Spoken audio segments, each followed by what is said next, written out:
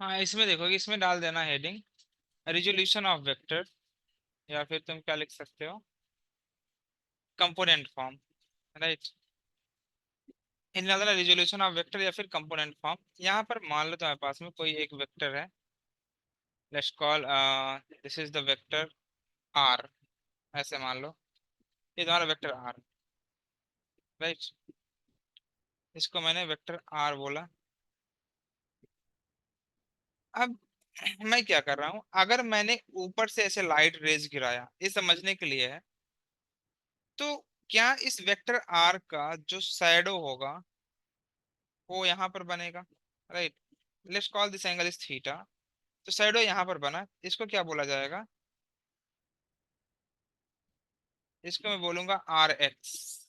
क्या बोल दूंगा मैं, आर एक्स। अब अगर तुमने लाइट रेज यहां से गिराया इस डायरेक्शन से, ऐसे, ये मैं लाइट से गिरा रहा हूँ, तो अगर मैंने जब लाइट इसके ऊपर ड्रॉप किया, तो क्या इसका शैडो, तुम बहुत ध्यान से देखोगे, तो क्या शैडो यहाँ पर बनेगा। राइट, और इसको मैं बोल देता हूँ ये है तुम्हारे पास में आर वाई। राइट है ना ये। तो मुझे आर एक्स को आर के टर्म में लिखना है, तो वो कैसे लिख सकते हो, चलो इसको मैं मान लेता हूँ ये ओ है, इसको बोल दो ये बी, ए है इसको बोल दो ये बी है। तो इन ट्रायंगल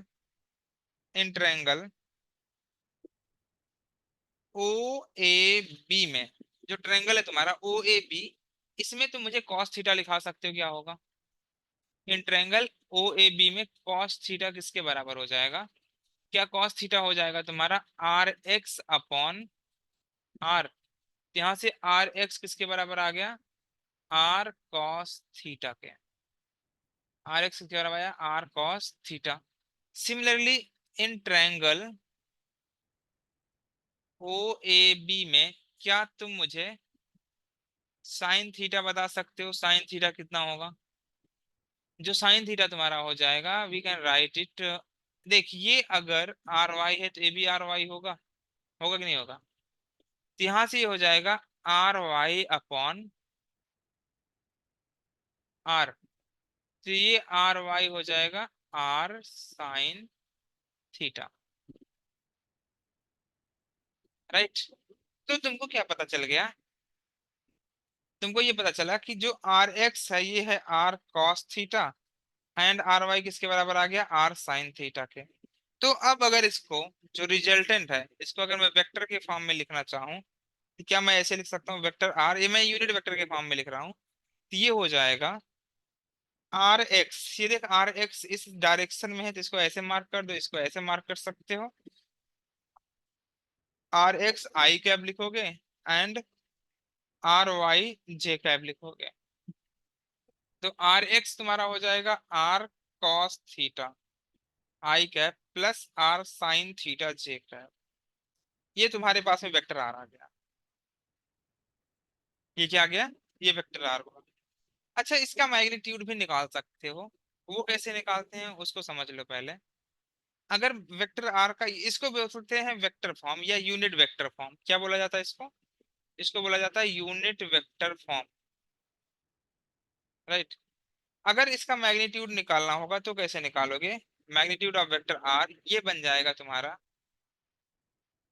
ये बन जाएगा हाँ, equal to square root of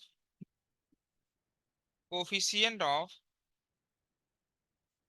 I cap का square plus coefficient of J cap का square plus coefficient of K cap का स्क्वायर, और फिर इन पूरे का रूट। यहाँ पर के कैप एब्सेंट है तो जीरो हो जाएगा। तो अगर यहाँ पर वैल्यूज पुट करोगे तो कितना मिल जाएगा तुमको, वेक्टर आर इक्वल टू, ये हो जाएगा square root of R cos theta का square plus R sine theta का स्क्वायर। ये होगा आर स्क्वायर और cos square theta plus sine square theta, ये तुम्हारा एक ब्रैकेट में आ जाएगा। और मैंने आर स्क्वायर कॉमन ले लिया, ये वैल्यूज हो जाएगी वन। अगर इस वैल्यू को तुम वन लिख दोगे तो यहाँ से वेक्टर आर की वैल्यू कितनी मिल जाएगी तुमको, मॉड ऑफ वेक्टर आर, क्या ये वेक्टर आर के बराबर आ जाएगी। राइट, तो वही चीजें तुम जहां से चले थे वहीं फिर से पहुंच गए। एक चीज और, ठीक है इतना लिख, थीटा भी लिख सकते हो, टेन थीटा। तो वो कितना हो जाएगा, R Y upon R X, right. तो मतलब जो डायरेक्शन होगा वेक्टर आर का, अगर तुमको Y component and X component पता है, चाहो तो लिख सकते हो तुम, टेन थीटा किसके बराबर हो जाएगा, डायरेक्शन ऑफ वेक्टर आर। तो वो किसके बराबर हो जाएगा, tan theta equal to R Y upon R X, Y component upon, अगर तुमको X component and Y component पता है तो तुम इस तरह से कर सकते हो, अपॉन एक्स कंपोनेंट, राइट।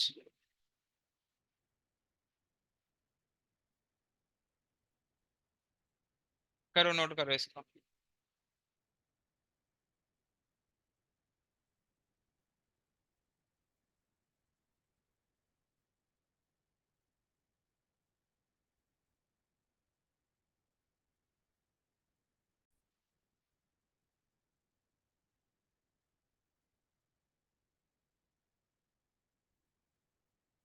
ये एक्स, ये वाई, एंड ये तुम्हारे पास में 5 न्यूटन का फोर्स,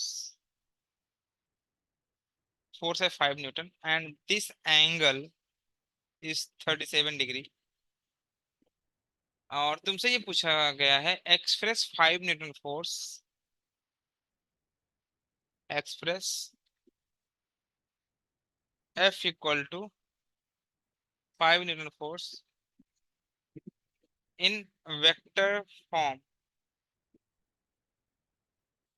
वेक्टर के फॉर्म में एक्सप्रेस करना है तुमको 5 न्यूटन को फोर्स को।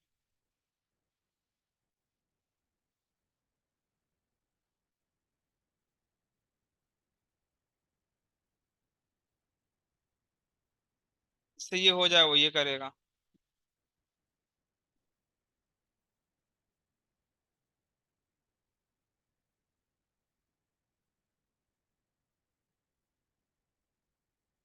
यहाँ 50 न्यूटन को तुम्हें लिखना है इन कंपोनेंट फॉर्म या रिजल्टेंट, या वेक्टर फॉर्म में ही लिख दो, बात एक ही है।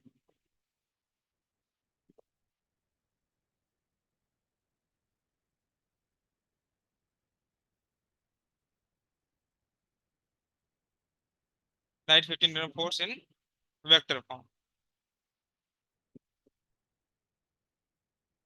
ये है। ये कुछ क्वेश्चन है तुम्हारे पास में जो कि सॉल्व करना है तुमको। चलो इसका आंसर मिला किसी को, तो एफ कैसे लिख दोगे, पहले तुम्हें एफ का कंपोनेंट करना पड़ेगा, राइट। तो समझो कंपोनेंट कैसे करते हैं, बहुत इंपॉर्टेंट है। मैं फिर से रिपीट कर रहा हूँ, कंपोनेंट बहुत इंपॉर्टेंट है। जैसे तुम्हें 50 न्यूटन का कंपोनेंट करना है, तो जिससे थीटा लगा होगा वो तुम्हारा कॉस होगा, जिस साइड से, जैसे कि यहाँ पर एक्स एक्सिस से 37 लगा ना, तो वो तुम्हारा कॉस का कंपोनेंट होता है हमेशा। तो ये हो जाएगा 50 cos 37, और जिससे नहीं लगा है वो तुम्हारा साइन का कंपोनेंट होगा। जैसे ये कंपोनेंट होगा तुम्हारा 50 sin 37, बात समझा। सिमिलरली यहाँ पर देखो, थीटा एक्स एक्सिस से लगा तो ये कंपोनेंट तुम्हारा बनेगा। अच्छा यहाँ पे 5 है, ओके, इसको 5 को ना 50 कर ले, ठीक है। तो 50-50 हो जाएगा, हाँ। यहाँ पर क्या हो जाएगा, 50 sin 30, और यहाँ पर क्या आ जाएगा तुम्हारा 50 sin 30, ये कॉस होगा, नहीं साइन नहीं होगा, 50 cos 30, राइट। तो मैंने क्या बोला कि जिससे तुम्हारा एंगल लगा होगा वो कौन सा कंपोनेंट होगा, कॉस, और जिससे एंगल नहीं लगा होगा वो तुम्हारा होगा साइन का कंपोनेंट। तो यहाँ पर तुम देख सकते हो ये तुम्हारा कौन सा कंपोनेंट हुआ, ये तुम्हारा कॉस का कंपोनेंट हो गया और ये तुम्हारा साइन का कंपोनेंट हो गया, राइट। तो अब अगर यहाँ पर तुमको इस फोर्स को तुमको वेक्टर के फॉर्म में लिखना है, तो फोर्स को वेक्टर के फॉर्म में कैसे लिखोगे, वेक्टर एफ इक्वल टू हो जाएगा, ये तुम्हारा एक्स एक्सिस में है, इसको तुम बोल दो ये तुम्हारा एफ एक्स हो गया, और इसको तुम बोल दो ये तुम्हारे पास में एफ वाई हो गया, राइट। सो यहाँ पर क्या बोल सकता हूँ मैं, F x I cap plus F Y J cap.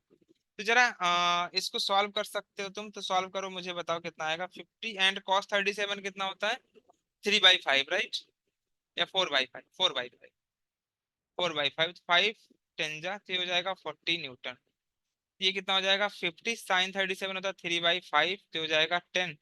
ये तुम्हारे पास में आ जाएगा 30 न्यूटन। तो यहाँ पर तुम लिख सकते हो ये हो जाएगा 40 I कैप और ये तुम्हारा बनेगा 30 J cap. This is the vector F. Clear है बात है? सिमिलरली क्या तुम इसको भी लिख सकते हो। इसको लिखो।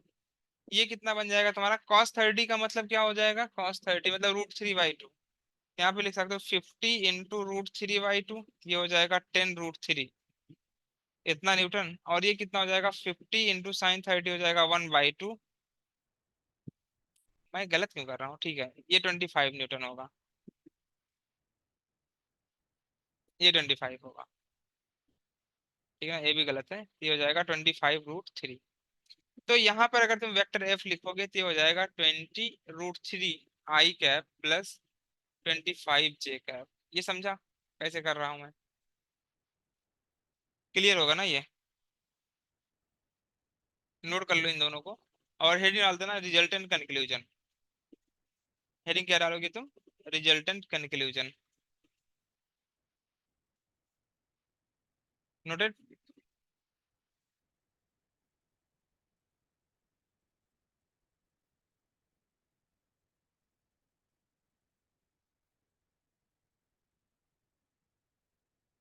अगर नोट हो जाए तो हेडिंग डाल देना रिजल्टेंट कंक्लूजन। रिजल्टेंट कंक्लूजन तुमको इजी लगेगा बट थोड़ा सा डिफिकल्ट। जब तुम क्वेश्चंस करोगे तो थोड़ा सा कंफ्यूजन होता है वहां पर। कुछ है नहीं ऐसी time pass. Result conclusion.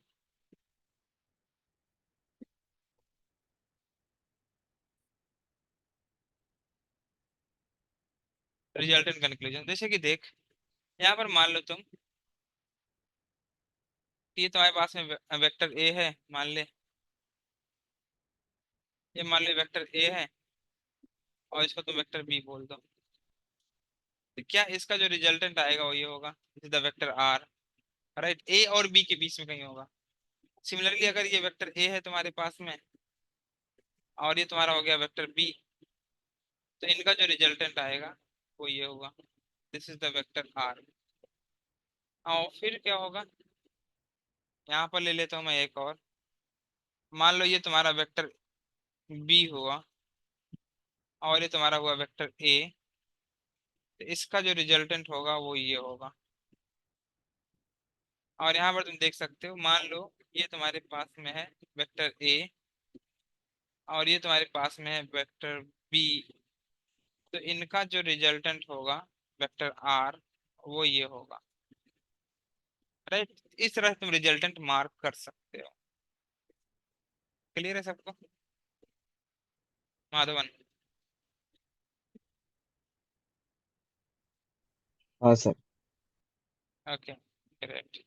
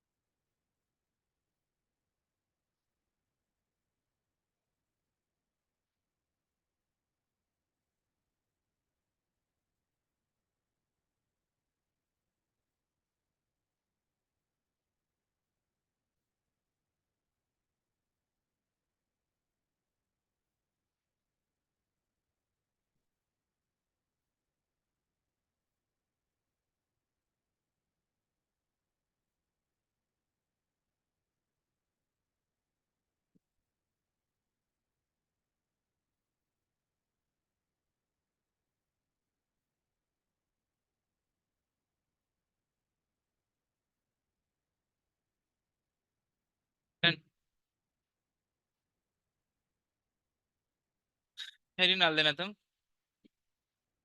Incline surface.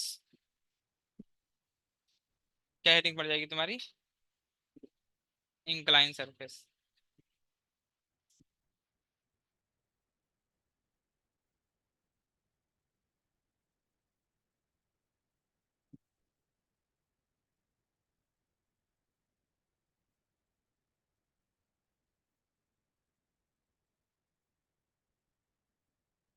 Incline surface का क्या मतलब है, बहुत ध्यान से समझो।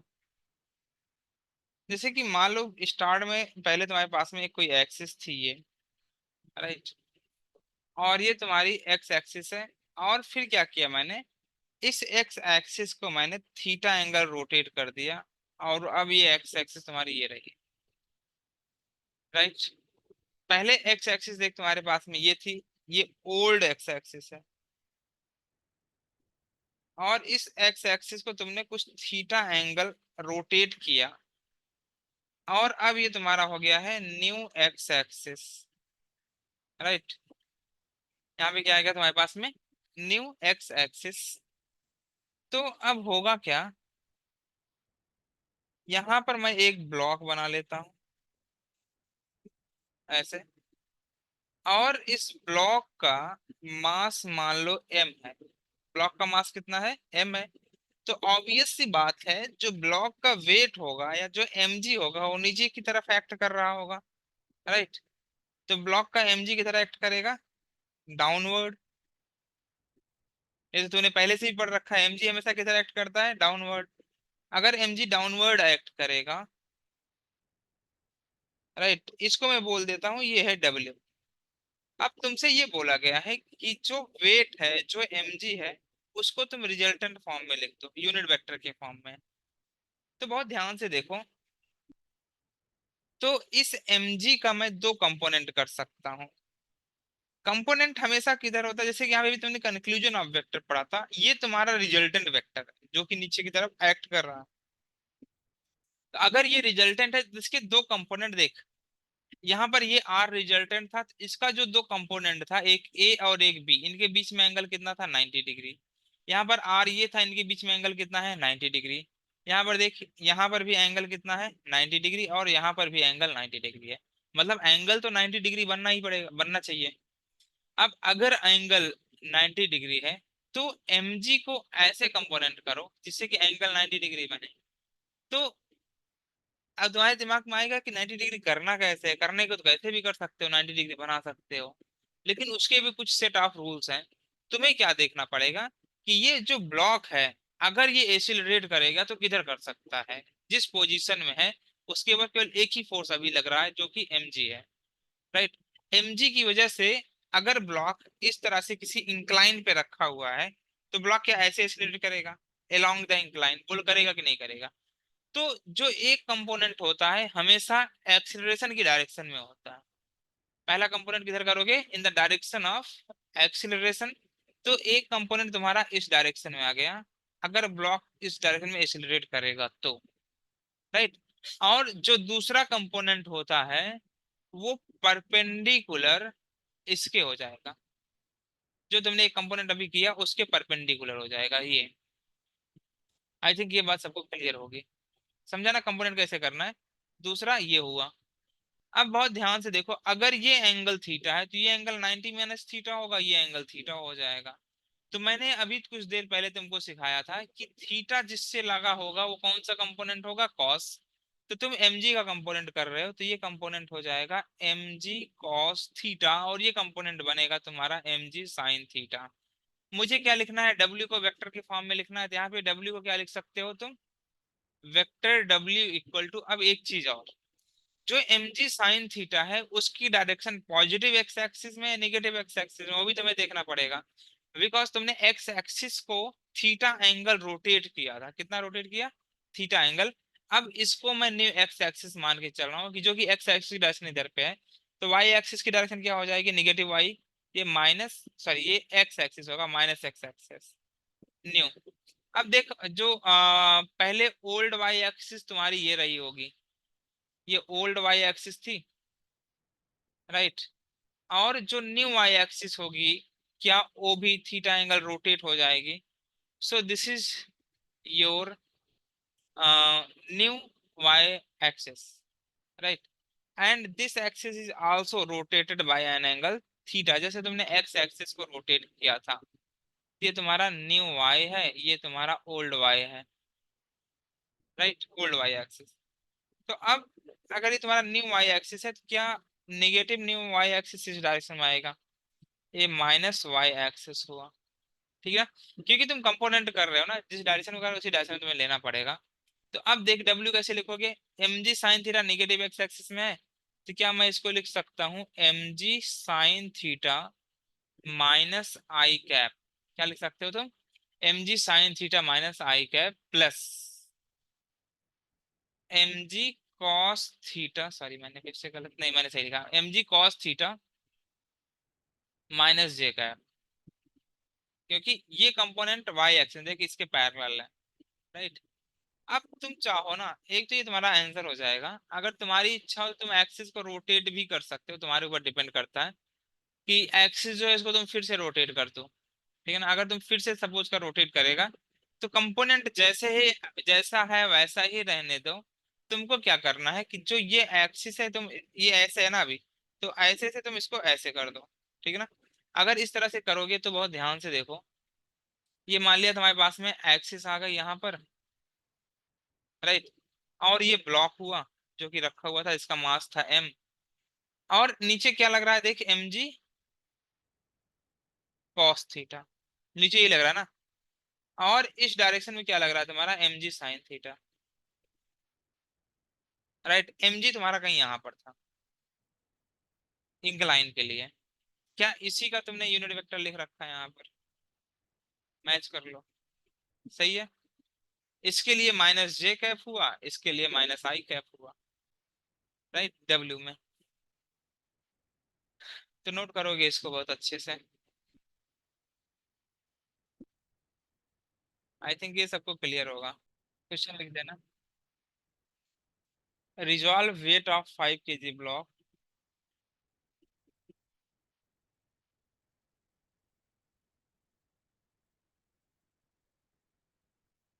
Block in vector form. 5 kg block को तुमको वेक्टर के फॉर्म में रिजॉल्व करना है, कैसे करोगे? करो।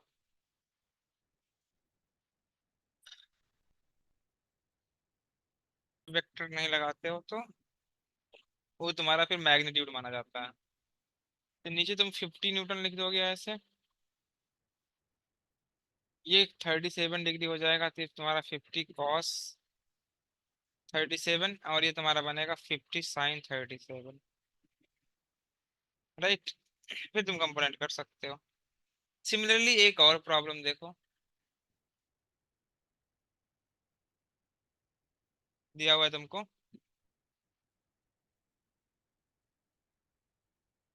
यहाँ पर एक कोई पॉइंट है जहाँ पे एक फोर्स लगाया है मैंने T1, और एक दूसरा फोर्स लगाया है मैंने, let's call this is T2।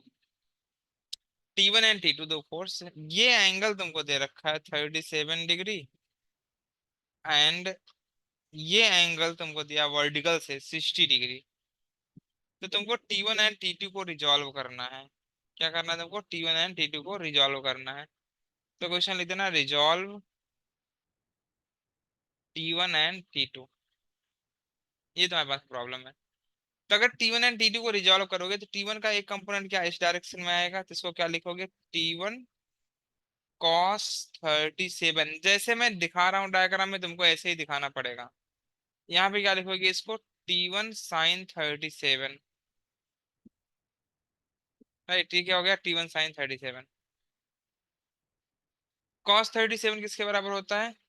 T1 cos 37 हो जाता है 4T1/5, और ये हो जाएगा 3T1/5। तो जो T1 को अगर तुम रिजॉल्व करोगे तो कितना मिल जाएगा? 4T1 I cap plus 3T1/5 J cap, यहाँ पे भी डिवाइड बाई 5 है।